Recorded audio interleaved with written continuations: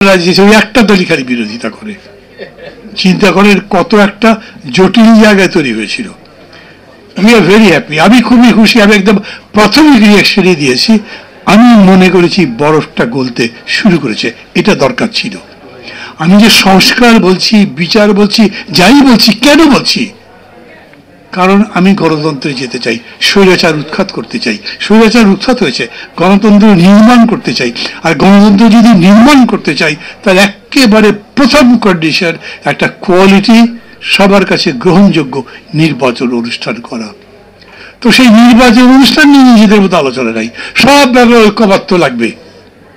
এমনকি প্রধানমন্ত্রী 2বার জায়গায় কি 3বারে থাকতে পারবেন কি পারবেন না, সেটাও আমাদের ঐক্যবদ্ধ ছাড়া কোনো কিছু করতে পারছি না। কিন্তু নির্বাচনটা কবে হবে সেই ব্যাপারে সবার সাথে বসতে পারছি না, কথাই বলতে পারছি না, এবং একজন আরেকজনের সম্পর্কে বিভিন্ন কথা বলছি। এই থেকে আমি মনে করি একটা দিগন্ত, যদি বলি শব্দটা তো অত অনেক বড় হয়ে যায়, কিন্তু একটা যদি আপনি উইন্ডো বলেন, একটা উইন্ডো খোলা হয়েছে যেটা দিয়ে বাতাস আসছে, গণতন্ত্রের বাতাস। এবং এখানে বসে বসে কথা বলছিলাম, আমার মনে নেই কেউ একজন বলেছেন ভোট কি হবে ভাই এরপরেও? আমি আমার প্রথম থেকে মনে করছি ভোট না হয়ে যাবে কোথায়।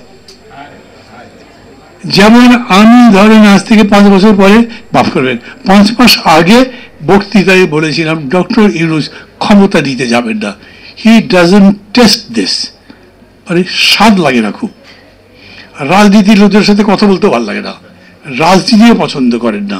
আর ওই কারণেই বলতাম যিনি সাকসেসফুল হতে পারে না। যখন নাগরিক শক্তি করেছিলেন, এসএমএস করে পার্টি করতে শুরু করেছিলেন। মানে আমি ছোট করার জন্য বলছি না, কিন্তু আমি বলছি যে মানে একজন বিরাট ক্রিকেটার, মেবি ওয়ার্ল্ডের নাম্বার 1, অনেকে ফুটবলের মাঠে নামিয়ে দিলে কি করবেন উনি? এই জায়গাতে এরকম হয়েছে, নিজের ফিল্ডে ইউ আর সাকসেসফুল, কিন্তু যেই ফিল্ডে আসছেন ওই ফিল্ড চেনেনি না ভালো করে। চেনার দরকার ছিল, আপনার ব্রড হওয়া দরকার ছিল, সবার সাথে কথা বলতেন, চিনতেন এবং সেই অনুযায়ী কাজ করতেন, সবার সাথে মিলেমিশে করতেন, তাহলে এই জিনিসটা হতে পারত। কিন্তু তারপরে যে বলে না গত সুসূচনা নাস্তি, আমার এরকম মনে হয় না। আমি জানি এরকম করে বলা রাজনীতি যিনি করেন তার জন্য শোভন নয়, কিন্তু আমি আগে যেমন বলেছি আজও সেরকম বলছি। মানে ধরেন যে আমি দেখতেই পাই না, সেই রকম যদি কিছু হয়ে যায়, কোনো আন্তর্জাতিক পরিস্থিতি, কোনো যেটাকে আমরা বলি লোকাল বা জিও পলিটিক্স, তার কারণে যদি কিছু ঘটে যায়, তা তো দেখি জানি না, ওটা বলতে পারবো না। মাইনাসিং দ্যাট নির্বাচন হবে। তার চেয়ে বড় কথা হচ্ছে নির্বাচন ছাড়া আমাদের তো যাওয়ার কোনো পথ নেই, নির্বাচনই করতে হবে। অতএব নির্বাচন করেন। এই যে প্রশ্ন তুলছে না, একলা একলা কি কথা বললেন 2জন মিলে, এটা আমারও জানার ইচ্ছা করে 2জন মিলে কি কথা বলেছেন। ওর মধ্যে কোনো কিছু আছে নাকি যেটা বাইরে বলা যাবে না? তো না হলে ওরা শুধু 2জন আলোচনা করলেন কেন, এরকম কথা বলতে পারে। কিন্তু এইটাকে আমি বড় পয়েন্ট বানাচ্ছি না। পয়েন্ট বানাচ্ছি না কেন? পয়েন্ট বানালে আপনি বানাতে পারেন, কিন্তু সেই পয়েন্ট আপনাকে যদি হেল্প না করে, সেই পয়েন্ট যদি আপনাকে বার করে, সেই পয়েন্ট যদি আপনাকে বাধা দেয়, তখন আপনার জন্য বিপদ। আমি নির্বাচন চাই, যেরকম করেই হোক উভয় পক্ষ মিলে একটা সময় সম্মত হয়েছেন, ঠিক তো? এটার মধ্যে আরো 2জনের সাথে কথা বললে ভালো হতো, আমি মনে করি ভালো হতো, প্রক্রিয়া করে বলা যেত। কিন্তু বলে নাই বলে যে কথা বলছেন, আপনার কথা তো থেকেছে। ফেব্রুয়ারি তো আপনি বলেছিলেন, এখন আপনি যদি বলেন আমার সাথে আলাপটা করে কেন বলেন, আরে ভাই আলাপ করবো কি, আপনি তো বলেই দিয়েছিলেন ফেব্রুয়ারি, আমি তো ফেব্রুয়ারি করেছি, তাহলে বলবার দরকার কেন লাগছে? এই কারণে আমি বলছি এই বিতর্কগুলো তুলবার ব্যাপার নেই। আর একটা ব্যাপার হচ্ছে, এই যে ধরেন আমরা এখন এই অন্তর্বর্তী সরকারের বিভিন্ন দিক নিয়ে কথাবার্তা বলবো, এই কথাবার্তা বলারও কোনো মানে নাই, বিকজ এই গভর্নমেন্ট আনসারেবল ছিল না, আর এখন তো তার আনসার করার দরকার নেই। বলবার রাখেন ভাই 6 মাস পরে চলে যাবো, আমার কি জিজ্ঞেস করেন, আমি কিছু জবাব দিতে পারবো না, তার নাই তো। আর এখন একটা সংকট হতে পারে যে এই গভর্নমেন্ট যে 6 মাস পরে নাই, তাহলে এখন কি চলবে? এইখানে আমাদের সবার দায়িত্ব। আমি আবারও বলি, এখন এই সরকার আছে যেমন বললেন, তেমনি এই সরকার থেকেও নাই, তাও যদি বলেন তাহলে আপনাকে কেউ কন্টেস্ট করতে পারবে না। কোনো ইনভেস্টর তো আসে নাই, ইনভেস্টর আসবেও না। আর তখন বলেছে, এখনো বলছে ওরা কয়দিন থাকে, তারপরে কে আসে, তারা কি করে জানি না, তো তা আমরা এখনো দায়িত্ব নিতে যাব। তো এখনো পুলিশ সাহেব দেখলো যে হ্যাঁ এই কাজটা ঠিক হয় নাই, কিন্তু তাকে আমি অ্যারেস্ট করতে যাব, কয়দিন পরে উনি যদি ক্ষমতায় আসে তখন আমার জানি কি হয়, ভাই থাকবে, এটা পার হয়ে যাক, তারপরে করব। আমি আবার বলছি, এইখানে আমাদের দায়িত্ব।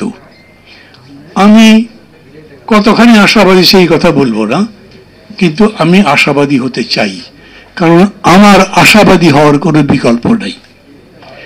এত বড় অভ্যুত্থান, বিশ্বকাপের একটা ব্যাপার, সাবাস বাংলাদেশ, পৃথিবী অবাক তাকিয়ে রয়, ওই কবিতা তো এখন সত্যি হয়েছে। এবং সেই কারণেই এই পৃথিবীকে আরো চমক দেবার জন্য, এই পৃথিবীর কাছে সত্যটা আরো প্রতিষ্ঠা করবার জন্য আমাদের বাকি কাজটাও করতে হবে। এই যে একটা কথা জানেন আমার মধ্যে খুব স্ট্রাইক করে, যখন কেউ বলে আচ্ছা কি জাস্ট একটা ইলেকশন, এর মধ্যে কোয়ালিটি পুরো চেঞ্জ হবে না, তাহলে এতগুলো মানুষ জীবন দিল, তার কোনো মূল্য নাই? এটা ইমোশন টাচ করে, আবেগকে নিশ্চয়ই স্পর্শ করে, কিন্তু এইটা কেবল আবেগ দিয়ে তো হবে না, এটা আবেগ দিয়ে আসলে পলিটিক্সের শেষ পর্যন্ত ডিসিশন করা যায় না, সেটা ঠিক হয় না। অতএব আপনাকে পদ্ধতিগত ব্যাপার বলতে হবে। এইখানে আমি আপনাদের জাস্ট দেখাই, এটা ভেতরে দেখার দরকার নেই। জাতীয় ঐকমত্য কমিশন গতকালকে আমাদের কাছে পাঠিয়েছেন। আমি মনে করি প্রত্যেকটা পার্টির কাছে এটা গেছে, প্রত্যেকটা পার্টির কাছেই গেছে যারা এই আলোচনায় ছিলেন। আগামী কাল থেকেই তারা বসবেন। কি জন্য বসবেন? সংস্কারে যে বলেছে না দৃশ্যমান করতে হবে, সেই জন্য 3টে এজেন্ডা আছে। পূর্বের অসমাপ্ত আলোচনার সমাপ্তিকরণ, ল্যাঙ্গুয়েজটা খেয়াল করবেন, পূর্বের অসমাপ্ত আলোচনার সমাপ্তিকরণ 1। দ্বিতীয়ত আছে 18 জুন পূর্বেকার অসমাপ্ত আলোচনার সমাপ্তিকরণ, এবং তৃতীয় দিনে একই বিষয় আছে, অসমাপ্ত আলোচনার সমাপ্তিকরণ। এর মধ্যে এজেন্ডা যেগুলো আছে আমি পড়ছি না, যতগুলো জিনিস আটকে ছিল বা এখনো আটকে আছে সেই জিনিসগুলো তারা আলোচনা করবে। কালকে পরশু 3 দিনের মধ্যে বসলে এটা সমাপ্ত হয়ে যাবে। আমি বিনয়ের সাথে স্বীকার করে ভালো, আমি কেউ নই, আমি আমার মত তো দিয়েছি। আমি মনে করি ওই যে বাবলু ভাই আছেন, সাইফুল ভাই আছেন, ওনারাও কেউ নন, ওনারাও তাদের মত দিয়ে দিয়েছেন, কিন্তু দ্বিমত করেছেন সালাউদ্দিন ভাইরা। তো ওনারা কালকে পরশু তরশুর মধ্যে এগুলো একমত হয়ে যাবে। তারা যে বলছেন যে দৃশ্যমান হতে হবে সংস্কার, কি দৃশ্যমান করবেন? বিচার দৃশ্যমান করতে পারবেন? বিচারকে ডিরেকশন দিতে পারবেন? পারবেন না, ওটা আমাদের নিয়মেরই বাইরে।